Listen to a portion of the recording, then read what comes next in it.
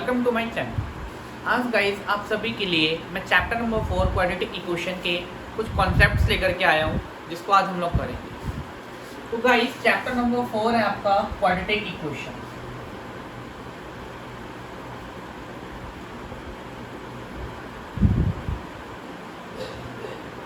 सबसे पहली चीज क्वाड्रेटिक इक्वेशन का जो स्टैंडर्ड फॉर्म होता है वो ये होता है ax का square plus bx plus c equal to 0। यहाँ पर आपका जो एक वेरिएबल है x उसको हम रूट कहते हैं, रूट ऑफ द इक्वेशन। ठीक है, तो यहाँ पर देखिए x की जो डिग्री है वो 2 है। तो कहने का मतलब इस इक्वेशन की जो रूट्स निकलेंगी वो टोटल कितनी निकलेंगी, 2 निकलेंगी। इट मीन्स x की वैल्यूज कितनी निकलेंगी, 2 वैल्यूज निकलेंगी। ठीक है गाइस, अब x की जो 2 वैल्यूज निकालनी है आप लोगों ने, उसके लिए आपके इस चैप्टर में 3 मेथड्स हैं, first, second, third. First method है आपका फैक्टराइजेशन मेथड।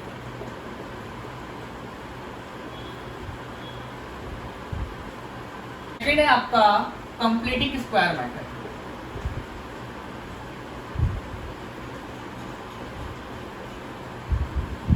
और थर्ड है आपका क्वाड्रेटिक फॉर्मूला।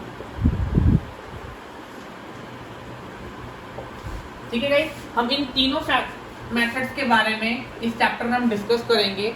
यहाँ पर अब हम नेचर ऑफ रूट्स के बारे में डिस्कशन करेंगे। तो फर्स्ट कॉन्सेप्ट है आपका 2 इक्वल रूट्स का, जिसमें आपका जो d होता है वो 0 को इक्वल होता है। और d का जो फॉर्मूला होता है वो होता है b square minus 4ac। It means ये आपका 0 को इक्वल होना चाहिए। तो जो आपके रूट्स निकलेंगे वो 2 इक्वल रूट्स निकलेंगे। सेकेंड, 2 डिस्टिंक्ट रूट्स के केस में d आपका 0 से बड़ा होना चाहिए। कहने का मतलब जो ये b स्क्वायर माइनस 4ac है ये 0 से ग्रेटर होना चाहिए, यानी पॉजिटिव टर्म होनी चाहिए। और थर्ड आपका है नो रियल रूट्स। यहाँ पर जो d होगा वो आपका 0 से छोटा होगा। कहने का मतलब ये आपका 0 से छोटा होगा, यानी एक नेगेटिव टर्म होगा। ठीक है, ये आपका एक नेगेटिव टर्म होगा। तो इस केस में आप रूट्स फाइंड आउट नहीं करेंगे। ठीक है, स्पेशली थर्ड वाले केस के लिए याद रखिएगा, आपको रूट्स फाइंड आउट करने की जरूरत नहीं है। कहने का मतलब यहाँ पर कोई भी ऐसा केस आता है तो आप उसमें तीनों मेथड का इस्तेमाल नहीं कर सकते, सिर्फ आप वो तीनों मेथड का इस्तेमाल इन 2 केस में कर सकते हो। ओके फ्रेंड्स, अब हम लोग फर्स्ट मेथड करते हैं फैक्टराइजेशन मेथड। तो इसको मैंने समझाने के लिए आप लोगों के लिए एक एग्जांपल के तौर पर एक इक्वेशन लिख लिया मैंने, x square minus 3x minus 10 equal to 0। अब हम इसको कैसे सॉल्व करेंगे? सबसे पहला काम आप लोगों को होगा a की वैल्यू, b की वैल्यू और c की वैल्यू फाइंड आउट करना आपको। x स्क्वायर का सबसे पहले नंबर कौन सा है? कोई नंबर नहीं है, इट मीन्स वो आपका 1 हो गया, a आपका 1 हो गया। b, x से पहले कौन सा नंबर है? माइनस का 3, तो b हो गया आपका माइनस का 3। c आपका जो लास्ट नंबर होता है वो होता है, तो ये हो गया आपका माइनस का 10। अब फैक्टराइजेशन मेथड करने से पहले आप सबसे पहले क्या करेंगे, हम d निकालेंगे। d का फॉर्मूला होता है b square minus 4ac minus 3 का square minus 4 into a into c। Minus 3 का स्क्वायर 9 होता है, माइनस माइनस प्लस हो गया, ये 40 हो गया। 40 प्लस 9 कितना हो गया? 49। ये आपका 0 से बड़ा है। इट मीन इसके आपके 2 डिस्टिंक्ट रूट्स निकलेंगे, यानी 2 अलग अलग रूट्स निकलेंगे। कहने का मतलब x की 2 डिफरेंट वैल्यूज आपको पता चलेगा।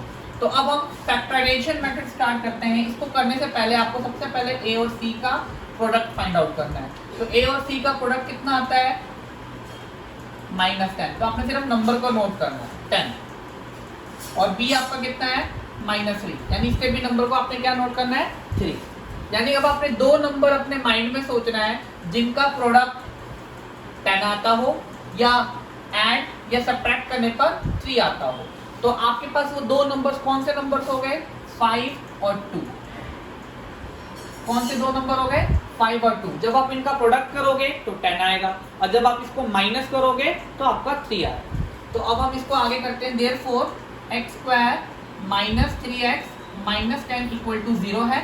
तो अब आपने इन दोनों नंबर्स का इस्तेमाल सिर्फ 3x यानी मिडिल टर्म को आपने ब्रेक डाउन करना है। एक्स स्क्वायर, ये आप लिख दोगे यहाँ पे 5x माइनस 2x, ये आ गया माइनस में 10 इक्वल टू 0। अब देखिएगा ब्रैकेट ऑन ओपन करेंगे, माइनस का 5x माइनस माइनस प्लस हो गया, माइनस में 10 हो गया इक्वल टू में 0।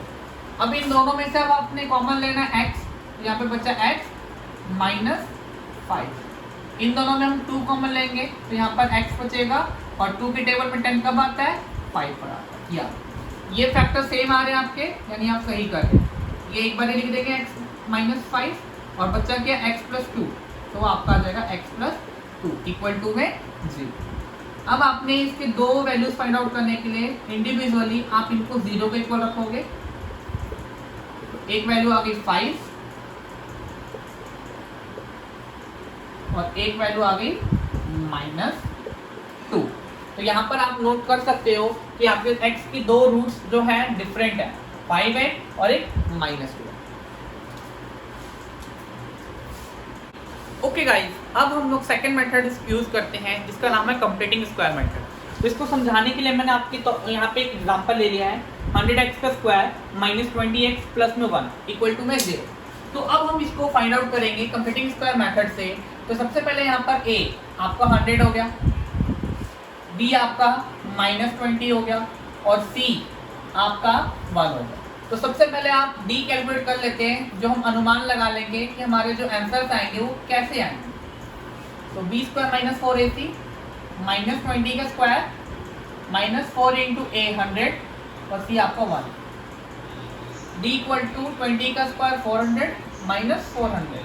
तो यहाँ पर d आपका 0 आ गया, d आपका क्या आ गया 0, यानी यहाँ पर जब आप दो रूट्स फाइंड आउट करोगे तो वो दोनों रूट्स सेम हो गया। तो यहाँ पर अब हम कंप्लीटिंग स्क्वायर मेथड से इस्तेमाल करके इसको सॉल्व करते हैं। तो देयरफॉर 100x का स्क्वायर माइनस 20x प्लस में 1 इक्वल टू में 0। तो यहाँ पर आपने करना क्या है, यहाँ पर जो भी आपका x स्क्वायर का जो कॉफिशिएंट होगा आपने उस कॉफिशिएंट से पूरी इक्वेशन को डिवाइड कर देना।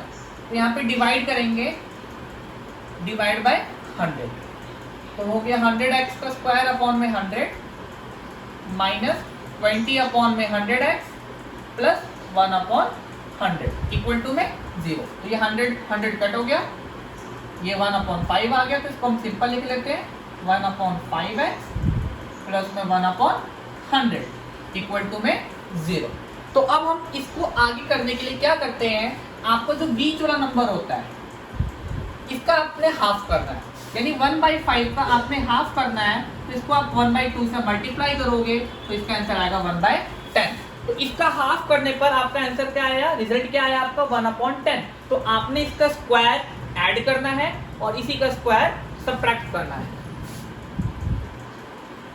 ये आपका एक स्टेप है, तो ध्यान रखिएगा स्टेप क्या था आपका, आपने मिडिल टर्म वाले का हाफ करके उसका स्क्वायर आपने प्लस करना है और उसका स्क्वायर आपने माइनस करना है इक्वल टू में 0। अब यहाँ पे काम क्या है, जो आपका फर्स्ट टर्म है x और जो आपका फोर्थ टर्म है 1/10 और सेकंड वाले का साइन, इसका होल स्क्वायर हो रहा है। तो जब आप इसका फॉर्मूला ओपन करोगे तो आपको ये 3 टर्म्स मिलेंगे, 1 2 और 3। ये 3 टर्म्स आपको मिलेंगे जब आप इसका फॉर्मूला ओपन करोगे। प्लस में बचा क्या 1/100 माइनस 1/1 का स्क्वायर 1 हो गया, 10 का स्क्वायर 100 हो गया इक्वल टू में 0। तो ये यहीं पे कैंसिल आउट हो गया। कहने का मतलब x माइनस 1/10 का होल स्क्वायर इक्वल टू में 0। तो ये स्क्वायर उधर जाके रूट लग जाएगा, तो 0 का रूट तो 0 ही होता है। तो आप इसके 2 टर्म्स ले लीजिए, यानी 2 बार ही ले लेंगे हम इसको, प्लस माइनस ऐसे ही। तो यहाँ पर x की वैल्यू आई 1/10 और दूसरी बार भी हम इसी को लेंगे, तो यहाँ पर x की वैल्यू होगी 1/10। तो मैंने आपको पहले ही बता दिया था कि जो यहाँ पे इसके 2 रूट्स निकलेंगे वो दोनों सेम निकलेंगे। ओके फ्रेंड्स, अब हम लोग थर्ड मेथड का इस्तेमाल करने जा रहे हैं जिसका नाम है क्वाड्रेटिक फॉर्मूला। तो सिंपल सी बात है, इसमें एक नाम छुपा हुआ है फॉर्मूला। तो कहने का मतलब सिंपल सी बात है, इस मेथड से सॉल्व करने के लिए आपको एक फॉर्मूला गिवन होगा और वो फॉर्मूला है आपका फाइंड आउट करने के लिए x। नॉर्मली हम फाइंड आउट करेंगे minus B plus minus root के अंदर d अपॉन में 2a।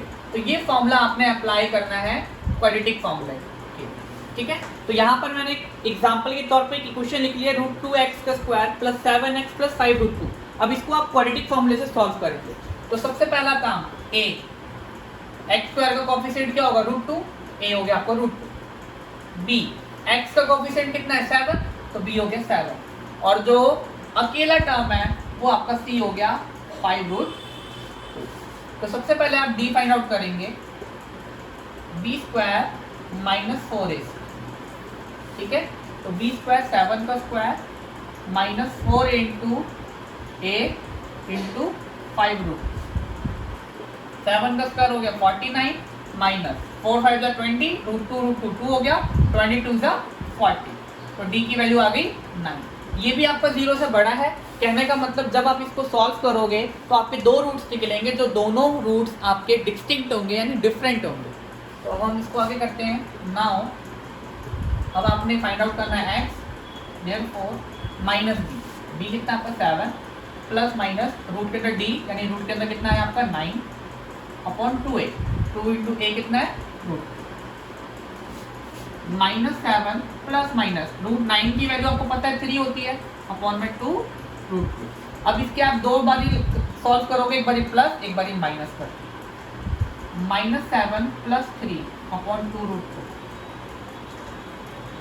तो ये आ गया -4 अपॉन 2√2। इसको आप यहाँ पे भी छोड़ सकते हो या इसके आगे भी सॉल्व कर सकते हो। ये आ जाएगा -2 अपॉन √2 और ये आ जाएगा -√2। एक रूट ये निकल गया। दूसरा रूट निकालने के लिए -7 -3 अपॉन 2√2, 2 से कट करेंगे -5/√2, यानी x की जो वैल्यू आएगी वो आएगी -5/√2। तो यहाँ पे दूसरा रूट निकल गया। तो यहाँ पे आप देख सकते हैं कि जो दो रूट्स निकले आपके वो डिफरेंट निकले। तो जो आपको मैंने पहले ही बता दिया था, यहाँ पर d आपका पॉजिटिव टर्म आने की वजह से, ठीक है गाइस। तो ये तीनों फॉर्मूले आप लोगों को समझ आ गया होगा।